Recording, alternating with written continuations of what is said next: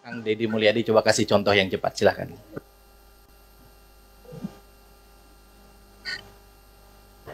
Baik, pimpinan yang saya hormati, kita langsung saja. Kita tahu bahwa daerah-daerah hari ini mengalami penurunan dana alokasi. Bahkan ada beberapa daerah yang hampir tidak lagi memiliki kemampuan untuk memenuhi kebutuhan dasar pembangunannya karena dihabiskan untuk belanja pegawai. Ada pengangkatan P3K memiliki implikasi terhadap terkurasnya dana alokasi pembangunan dan DAU. Kemudian yang berikutnya, setelah itu dana DAK mengalami penurunan, terutama di bidang infrastruktur. Ini memiliki implikasi yang cukup luas terhadap kinerja pembangunan di setiap daerah. Kalau data-datanya kita sudah sampaikan lah, nanti tinggal dilihat. Nah, seluruh problem itu menurut saya harus segera diselesaikan dalam kerangka kerja, dalam rekrutmen kepegawaian P3K yang sesuai dengan kualifikasi yang dibutuhkan oleh daerah. Saya berikan contoh misalnya, tidak semua menurut saya seleksi untuk P3K atau ASN itu harus melalui pendekatan seleksi digital. Kenapa? Karena ada beberapa spesifikasi pekerjaan yang itu tidak perlu digitalisasi. Sopir truk sampah itu nggak usah seleksi ASN menurut saya. Tukang sapu itu tidak usah. Tukang taman tidak usah. Tenaga office boy tidak usah. Tenaga pengamanan tuh tidak usah. Apa sih dampaknya dari rekrutmen ini? Yang pertama dari sisi rekrutmennya terjadi rekrutmen ASN dan P3K, tetapi di sisi lain kebutuhan yang dibutuhkan oleh daerah dan provinsi itu tetap dilakukan. Pada akhirnya ngangkat lagi melalui outsourcing. Ini pertama pendekatan. Kemudian yang kedua, bahwa BUMD pasti kualifikasinya nanti data disampaikan, ada sehat, ada dalam kategori sehat banget, ada yang dalam kategori tidak sehat. Yang tidak sehat kami lagi lakukan audit investigatif, kemudian nanti akan dilakukan dua pilihan, diteruskan atau ditutup. Nah, problem dari BUMD itu di daerah itu satu saja, BUMD diisi oleh tim sukses. Itu problemnya, sehingga profesionalismenya dikesampingan. Rambu-rambu ini harus segera dibangun dengan baik. Terus kemudian yang berikutnya, ini Jawa Barat. Jawa Barat ini provinsi menurut saya paling aneh. Jumlah penduduknya hampir 50 juta, terbesar di Indonesia. Tetapi jumlah desanya kecil dibanding Jawa Tengah. Jumlah kelurahannya kecil dibanding Jawa Tengah. Jumlah kecamatannya kecil dibanding Jawa Tengah. Sehingga desa di Jawa Barat ada yang menanggung penduduk satu desa 150.000. Nah, komposisi dana desa itu pendekatannya tidak seperti itu. Tetap saja pendekatan-pendekatan normatif daerah. Ini yang harus segera dilakukan evaluasi. Ini. Dan kemudian yang berikutnya adalah sudah juga semestinya Komisi 2 memelopori daerah desa yang sudah berubah karakternya menjadi kelurahan karena pertumbuhan industri. Harus segera dibuat kelurahan, tidak desa lagi. Karena pendekatan kewilayahan sudah tidak relevan lagi dengan jumlah penduduk yang tidak monokultur, yang sudah plural. Yang perlu dilakukan pendekatan birokratif bukan berdasarkan pendekatan politik. Ini yang harus dilakukan. Kemudian yang berikutnya adalah daerah menanggung beban apa lagi? Instansi vertikal seperti Kementerian Agama itu kewenangannya banyak banget. Ngurus madrasah diniyah, madrasah sanawiyah, madrasah aliyah, masjid, pondok pesantren. Tapi duitnya nggak bawa. Nah, pada akhirnya kalau gubernur tidak memenuhi, kalau bupati tidak memenuhi kebutuhannya, maka nanti akan dibenturkan dengan isu agama, tidak berpihak pada kepentingan umat.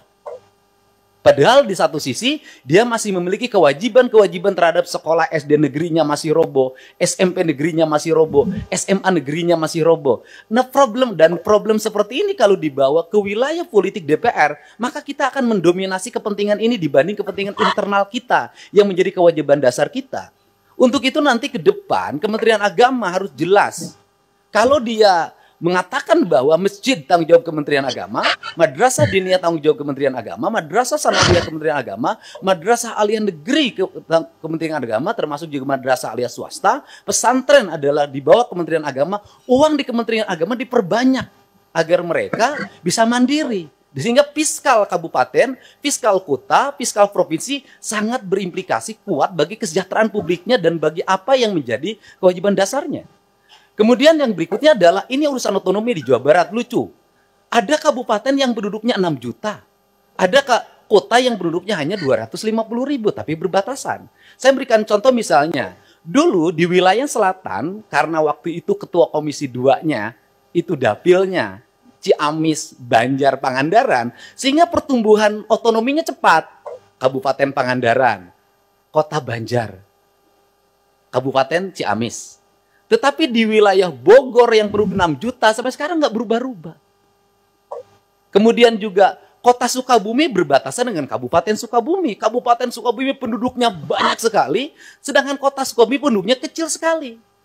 Kota Cirebon dengan Kabupaten Cirebon. Kota Cimahi berbatasan dengan Kabupaten Bandung, berbatasan Kabupaten Barat. Kotanya kecil sekali penduduknya. Tapi di sisi lain Kabupaten Bandung penduduknya besar sekali.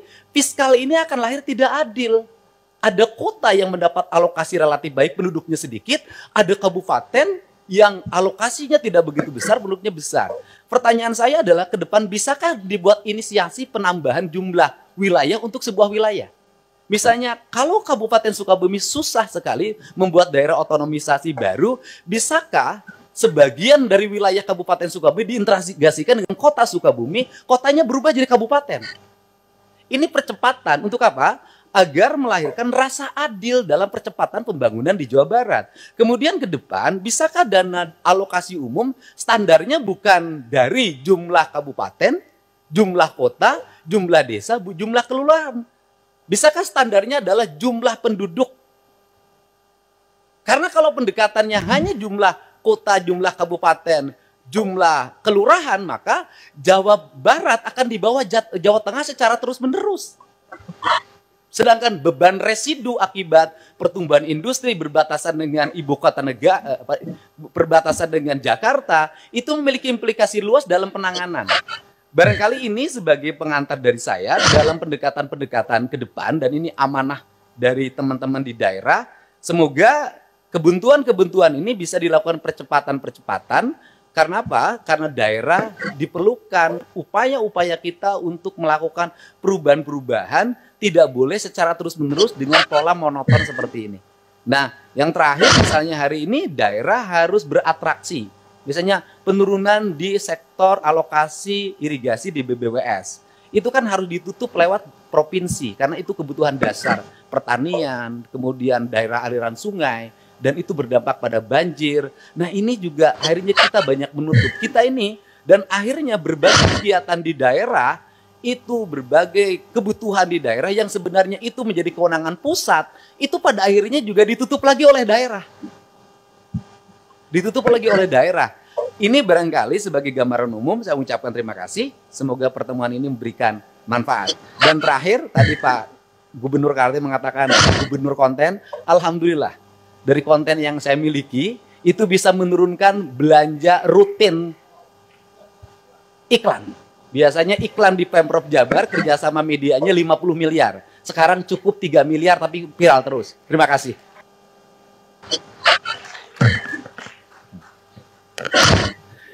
Bu Wamen, dalam penyusunan PP tentang desain besar penataan otonomi daerah itu mungkin tadi masukan dari Gubernur Jawa Barat, dan saya kira nanti yang lain juga bisa memberi masukan. Itu penting untuk kita bikin formula. Selama ini kan ada gairah yang besar untuk menghadirkan daerah otonomi baru, pemekaran. Tapi nomenklatur penggabungan dalam Undang-Undang Pemda, Undang-Undang nomor 23 tahun 2014 itu nggak pernah kita gunakan. Kita mekar terus, gabungnya nggak pernah. Nah, gabung selama ini selalu dikonotasikan dengan kabupaten yang ada gabung ke kabupaten yang lain. Itu kan ekstrim. Tapi pendekatannya bisa jadi beberapa kecamatan di sekitar daerah otonomi itu gabung karena daerahnya dekat. Tadi misalnya, ini kota Sukabumi, ini kabupaten Sukabumi.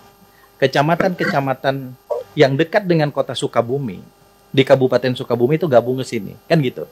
Nah, formula-formula ini menurut saya itu penting. Kami sekarang sedang meminta Mendagri, Pak Gubernur, para gubernur, untuk menyusun PP itu. Karena itu menjadi formula kita untuk nanti menentukan bagaimana desain penataan daerah di Indonesia ke depan. Pimpinan, ada satu lagi yang ini menjadi kegelisahan. Adalah PPh 21, Pak. PPh 21 itu dasar pembagian bagi hasilnya berdasarkan di mana dia bayar. Industri yang ada di Jawa Barat itu PPh 21-nya mayoritas di Jakarta. Sehingga dana bagi hasilnya untuk Pemda DKI pada residu industrialisasinya, resikonya, infrastruktur segala macam adalah tanggung jawab Pemda Jabar. Terima kasih, Pak. Pak Dirjen Keuangan Daerah itu dicatat, Pak. Termasuk dana transfer itu jangan di akhir tahun, Pak. Nanti kalau perlu nanti Dirjen Keuangan Kementerian Keuangan atas izin pimpinan kita undang ke sini. Karena kalau enggak itu jadi silpa terus seperti yang Kaltim dan semua nanti akan mengalami.